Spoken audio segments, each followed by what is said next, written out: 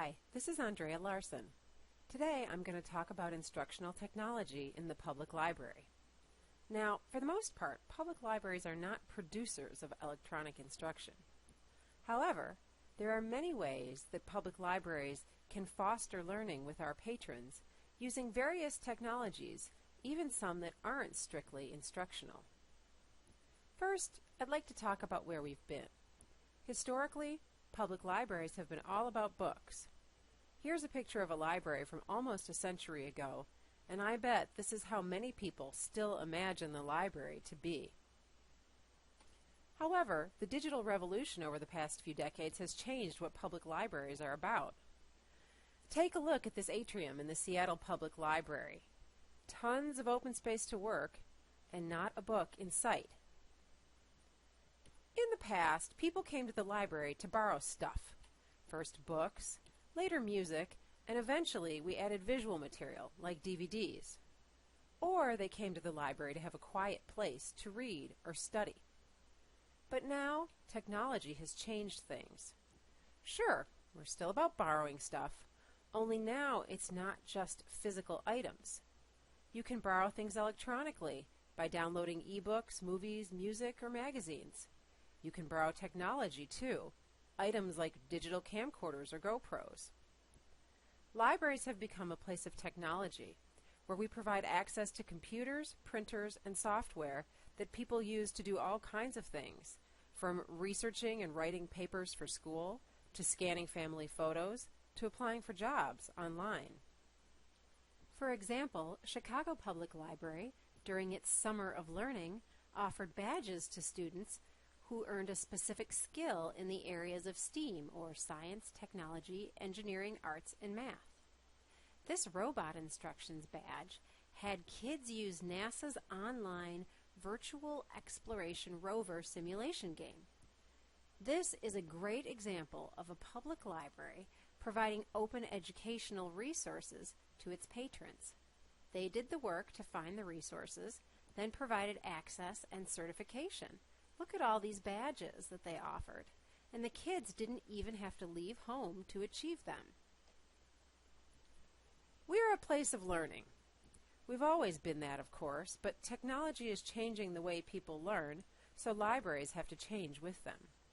Technology now allows libraries to provide access to learning opportunities that people might not otherwise have. We are also a place of creation. People don't just come in to get things. With the advent of more affordable maker technologies, they can come in to make them, too. Here's a great example. Makerspaces are expanding what libraries can offer. The Chattanooga Public Library's 4th floor is a public laboratory and educational facility. This space supports the production, connection, and sharing of knowledge by offering access to tools and instruction. They provide access to 3D printers, laser cutters, a vinyl cutter, and even a zine-making lab. Looking at their Facebook page, you can see some really cool programs that they offer, and I even wanted to call out their comments. Look at this, print your own knitting machine. And the 4th floor is an incredible resource for creativity. The 4th floor library is a great place for creative minds. The younger generation is, of course, the one most likely to participate in and benefit from these digital learning and creation activities in libraries. 92% of teens report going online daily, no surprise there, and nearly 3/4 of them have or have access to a smartphone, according to the Pew Research Center. A typical teen sends and receives 30 text messages a day. They live in a digital world 24/7, and it's how they expect to consume information. Public libraries are providers of information, so if we're not providing it digitally, we'll lose this vital new generation. One way my own library has kept teens going with technology is to offer teen tinker programs, where we allow them to come in and mess around with gadgets. Sometimes they even come in and take things apart, like computers or printers, just to figure out how they work.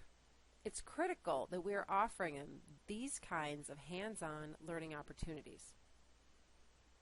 So, how do we decide which instructional technologies to invest in for public libraries, especially since they're usually on limited budgets? Well, it depends on our strategic goals. Here's a big one to consider. Only 28.1% of libraries currently offer any online training for patrons, and therefore there's significant opportunity in this area. Imagine doing an online genealogy training series. We already do it as an on-site session in the library. Why not create some open courseware in this area? Or what about creating a reader's advisory podcast narrated by our staff who really knows books? So, to evaluate technologies, I'd start with a strategic goal, then look at technology options and evaluation criteria. If we want to offer more online instruction, then we have to consider presentation software options for staff use. So first, I would look at cost. Would we want to pay for software like Camtasia, or would we want to go open source with something like Screencast-O-Matic? Open source software is not necessarily free. Sure, it's free up front, but if it doesn't work properly, it can take many staff hours to get it right. So this is important. Also, if we're going to invest money and time, how many patrons will these instructional programs reach? If we don't feel there's a broad audience, there's no sense moving forward. Also, can the software accommodate those who are differently abled? Does Camtasia, for example, have features for those who are blind or vision impaired? Yet another criterion that I thought about but dismissed was whether patrons could access this technology outside the library. In this case, it doesn't matter if they have those capabilities at home, because they could still come into the library and use our computers to take advantage of the training. If we want to offer more in-house learning and creation opportunities with technology, we would look at maker equipment, 3D printers, high-end video equipment, a green screen, microphones and recording equipment. In this case, cost is a big factor. For example, 3D printers run from $1,000 to $4,000, and that's just the start. There's also staff cost involved in staffing the space and training patrons to use it. We also need to think about how many patrons would use this equipment. We wouldn't want the lab sitting empty. Space is another constraint we have to consider. Making stuff requires a contained, enclosed area, so this technology might mean displacing other things, like physical collections. Also, for makerspaces, we can look at what other libraries have done and what has worked or not worked for them. One Chicago suburban library ended up spending more on setting up the room than on the digital equipment needed. This was something they had not budgeted for. So it's important that we can all learn from these lessons. And this is where acceptance of failure comes in. With makerspaces especially, stuff isn't always going to work. Here's some makerspace wisdom from an instructional librarian at the University of North Carolina. He says, make your space safe to fail by inviting exploration, encouraging users to communicate when something goes wrong, being prepared for frustration, refraining from responding in a punitive manner, and allowing yourself to be subject to all of the above. These ideas apply not only to makerspaces, but to any new tech venture that a library undertakes. So in conclusion, as public libraries transition from the days of books to an environment of openness and learning, we'll be exploring a number of new technologies. Once we've established our strategic goals, we can select the appropriate technologies for our purpose. We will need to share knowledge and learn from each other's mistakes, and we'll be able to remain important centers of learning in our communities. Thank you.